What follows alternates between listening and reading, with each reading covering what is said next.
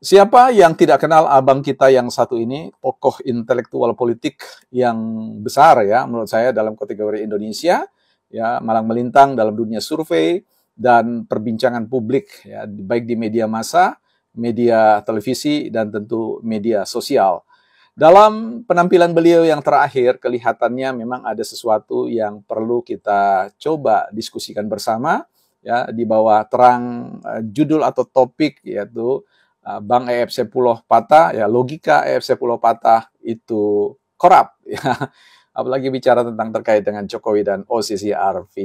Apa yang ingin saya percakapkan ini menarik ya buat teman-teman, khususnya mereka-mereka yang masih belum move on atau masih kabur ya persoalan bagaimana menempatkan, mendudukkan Jokowi ini dengan OCCRP dan mereka-mereka yang masih ingin membuat ya Jokowi ini terkait dengan persoalan OCCRP sekalipun OCCRP penanggung jawab mengatakan bahwa tidak ada bukti. Nah, disinilah filsafat seorang EFC Pulau berusaha untuk mempertahankan persoalan itu. Ya, nah beliau dalam Keep Talking yang terbaru ya yang saya tonton dia sekitar 7 sampai 8 menit.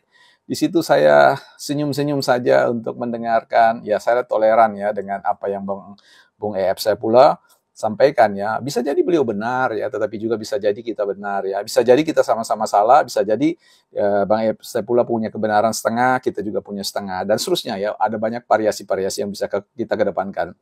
Bang Epste pula Patah kemudian memulai narasi itu dengan mengatakan, mengutip sebuah pepatah yang mengatakan gajah mati meninggalkan gading, harimau mati meninggalkan belang, dan manusia mati meninggalkan jejak ya. Dalam durasi 78 dan seterusnya itu kita akan lihat bagaimana Bang Epsa melakukan dalam perspektif teori yang disebut dengan teori rasionalisasi. Ini berbeda dengan teori rasional ya. Teori rasional cenderung positif, tapi teori rasionalisasi itu cenderung untuk membenarkan apa yang sebenarnya tidak benar ya. Itu rasionalisasi. Jadi ada negatif side di situ ya, jadi sisi kenegatifannya. Apa yang kemudian Bang Epsula katakan adalah mencoba untuk menarasikan, mengurut, mensistematisir peristiwa terkait dengan OCCRP ya, Organized Crime and Corruption Reporting Budget, bagaimana proses penobatan sebagai nominator Pak Jokowi ini sebagai tokoh terkorup ini yang kemudian di-reject ya, ditolak, dimentahkan oleh Dewan Penanggung Jawab dari OCCRP yang mengatakan bahwa tidak ada bukti sama sekali untuk bisa mengatakan bahwa Pak Jokowi ini adalah tokoh yang terkorup. Nah, bagaimana kemudian orang seintelektual EFC Pula ini dan yang banyak dalam barisan-barisan yang sepaham ya, sefrekuensi dengan EFC Pula untuk tetap bagaimana menjaga jejak-jejak manusia Jokowi ini tetap orang ikuti ya, bahwa ia pernah dalam sejarah dinobatkan sebagai nominator. Ini mau dipelihara ya, mau diternakan supaya setiap generasi yang tidak tahu menau, setiap generasi yang polos ya menerima sebuah catatan sejarah bahwa manusia Jokowi ini pernah dinobatkan sebagai seorang tokoh ya, dan itu dipelihara dalam perspektif teori labeling. Ini kan sesuatu yang sangat jahat teman-teman ya, proses labeling ini. Nah, kemudian bagaimana coba Bang Ep mencoba merasionalkan ya bahwa kalau kesan yang saya tangkap di situ ya, tafsir terhadap dengan statement beliau itu mengatakan bahwa kalau memang Jokowi itu tidak terbukti secara meyakinkan tentang korupsi, maka coba disisir dalam sisi yang lain, dalam angle yang lain, bahwa disebut korupsi karena dalam konteks kepemimpinan beliau ya, dia harus bersih, tetapi juga harus membersihkan orang-orang yang ada di sekitarnya ya gitu. Jadi dimensi korupsinya itu adalah terkait dengan persoalan membiarkan sistem, membiarkan demokrasi, membiarkan ekonomi ya terkorupsi, politik itu terkorupsi dan sebagainya. Dan disitulah letak ya pembenaran ya, justifikasi terkait dengan bahwa memang Jokowi itu adalah tokoh yang terkorup karena apa? Sejak dia memerintah, maka orang-orang di sekitarnya korupsi. Nah, itu logika rasionalisasi yang sedang ingin dibangun ya, supaya orang tetap memegang bahwa gelar sebagai nominator terkorup itu oleh versi OCCRP itu tetap bisa dikenakan kepada Pak Jokowi. Di sini logika yang korup yang menurut saya. Mari saya jelaskan secara sederhana teman-teman terkait bagaimana posisi Pak Jokowi. Ya, Pak Jokowi pernah mengatakan bahwa apa yang saya korupsi, kasihan ya, kalau boleh katakan begitu. Nah, sebenarnya Jokowi itu mau mengatakan, ya, saya ini masuk dalam satu periode kepemimpinan sebagai seorang presiden dalam 2 periode itu masuk ke dalam sebuah sistem yang sudah korup. Itu sudah jelas ya, karena lembaga-lembaga dunia itu sudah memasukkan Indonesia sebagai salah satu negara yang terkorup. Jadi ada sistem yang korup di situ. Nah, ketika seorang Jokowi itu masuk dan dilabeli sebagai seorang petugas partai, wewenang dan kuasanya sangat terbatas. Di mana kuasanya yang lebih besar, yang powerful, jelas ada di partai, ada di ketua umum. Nah, sehingga limitasi inilah yang membuat Pak Jokowi kemudian mereposisi dirinya, mengambil posisi, memikirkan, oke lah, bahwa anggaran pendapatan belanja negara dan seluruh kekayaan yang dimiliki oleh Indonesia bisa jadi tidak bisa ia selamatkan semuanya. Dia sudah tahu bahwa sekian persen dia tidak bisa sentuh. Tetapi ada bagian yang masih lebih besar yang bisa dia wujudkan. Bagaimana supaya ini tidak hilang? Ya, contohnya ya, mulai mengkonversi anggaran pendapatan belanja itu menjadi apa? Menjadi ya jalan-jalan infrastruktur, menjadi bandara-bandara, menjadi rumah sakit ya, menjadi apa saja yang kemudian menjadi infrastruktur bernegara ya, membangun persawahan dan yang lain, mengakuisisi ya sebesaran saham di Freeport ya, melakukan kebijakan hilirisasi terkait dengan nikel dan sebagainya ya. Inilah yang kemudian kontribusi Jokowi, bahwa pada bagian yang lain saya tidak bisa akses, tetapi di bagian ini saya selamatkan ya harta ya yang dimiliki sebagian besar oleh negara ini. Disinilah yang harus kita pegang, bahwa apa yang dilakukan oleh Jokowi secara keseluruhan memang tidak bisa dilakukan karena memang ada kekuatan-kekuatan yang tidak bisa dia kerjakan sendiri, harus dikerjakan oleh bersama-sama dengan seluruh organ-organ ya suprastruktur negara. Sehingga bagian inilah yang kemudian dibesar-besarkan ya. Di sini yang harus kita lihat, logika yang harus kita rasional, yang harus kita baca secara rasional itu, bahwa Jokowi ya dalam konteks analisis evaluasi kinerja kepemimpinan Jokowi itu kan jelas ya sangat tinggi dalam bidang-bidang kesejahteraan dan yang lain-lain.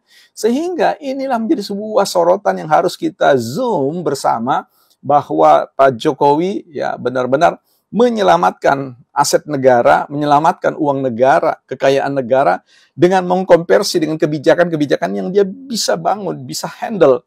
Ya, sementara yang lain ya, beliau mengatakan ya saya sudah tahu ada di sana, ada di sini. Nanti saya gigit dengan cara saya sendiri. Bagaimana cara Jokowi? Ya salah satunya memajukan Pak Prabowo sebagai orang yang punya power, punya sumber daya, punya kapital, ya modal sosial sebagai seorang leader dalam background pendidikan, katakanlah background militer, untuk mengeksekusi yang ditunjuk, yang di sana, yang saya kantongi ada sekian puluhan ribu triliun ya, atau ratusan ribu triliun yang ada di sana yang tidak bisa dihandle oleh beliau. Nah, itu logika yang ingin kita sebarluaskan ya, bahwa sekali lagi orang ingin membuat label negatif kepada Pak Jokowi untuk menutupi semua hal itu, apalagi ingin menyelamatkan diri masing-masing.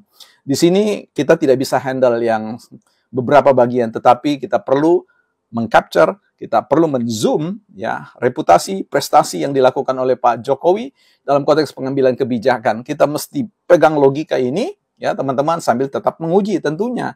Tetapi secara kasat mata kita sudah dihantar pada sebuah gerbang transisi Indonesia emas ya, dengan salah satu kebijakan yang paling juga dijaga oleh Jokowi dan yang melanjutkannya, yaitu persoalan IKN. Pemirsa, kali ini saya ingin menjelaskan apa yang pernah saya jelaskan kemarin kepada seluruh pemirsa di Indonesia terkait dengan berita OCCRV yang menyatakan bahwa Jokowi adalah presiden terkorup di dunia. Kali ini saya ingin menyampaikan klarifikasi ya dari pendiri OCCRV, Drew Sullivan, di Tempo edisi 12 Januari, di mana Tempo melakukan wawancara kepada beliau.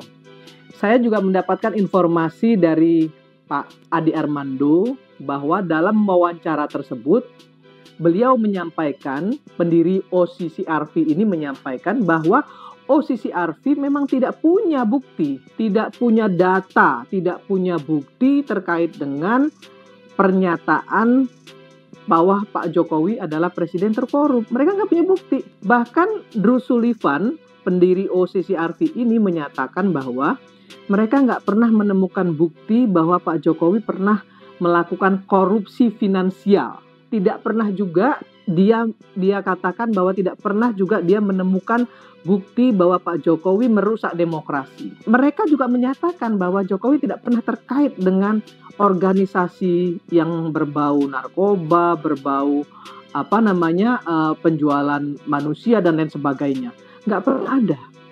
Nah, artinya sekali lagi saya ingin sampaikan kepada kita semua, jangan cepat-cepat ya memberikan tuduhan kepada seseorang yang justru akhirnya diklarifikasi oleh OCCRV sendiri. Bahwa polling yang mereka buat adalah polling yang memang dilakukan setiap tahun, dan kebetulan ya orang-orang yang tidak menyukai Jokowi lah yang kemudian memenuhi isi polling itu. Sementara orang-orang yang peduli dan suka dengan Pak Jokowi memang nggak pernah peduli dengan soal-soal seperti itu.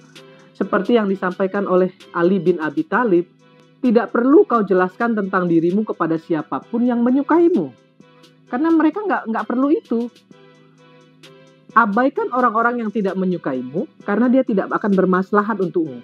Dia tidak akan mendoakanmu, bahkan dia terus akan menghujatmu. Apapun yang kau jelaskan tentang dirimu, dia kan nggak akan percaya. Sama seperti yang terjadi hari ini.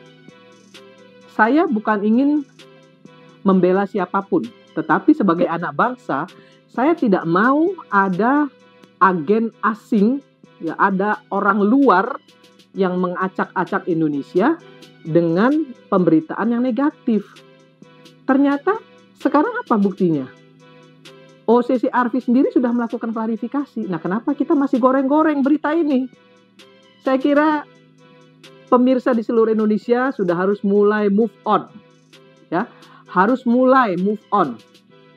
Jangan lagi ya menyukai atau baca berita judul, tapi baca isi, sehingga tahu fakta yang sebenarnya seperti apa. Saya banyak disebut sebagai anak Mulyono katanya, tapi saya nggak peduli, ya Mulyono kan manusia, alhamdulillah gitu ya, bahwa saya masih manusia daripada dibilang anak sapi atau anak onta, gitu kan. Mereka itu binatang, berarti kan mereka anak binatang. Artinya saya nggak mau mengatakan kepada kita semua hari ini bahwa yuk kita bersama-sama membangun bangsa ini ke depan menjadi lebih baik lagi. Jangan saling hasut, jangan saling hujat gitu ya.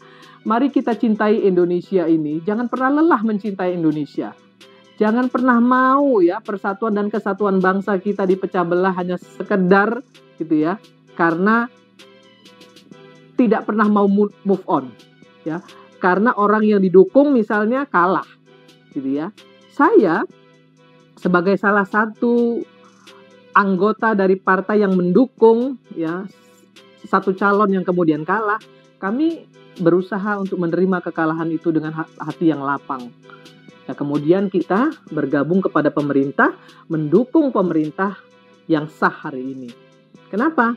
Karena bagi Nasdem, bagi kami, kepentingan bangsa dan negara ini harus di atas kepentingan partai politik. Nah, jadi seluruh bangsa Indonesia, yuk kita sama-sama membangun bangsa ini, dukung pemerintah, kawal pemerintah, kritisi pemerintah kalau tidak bermaslahat untuk rakyat.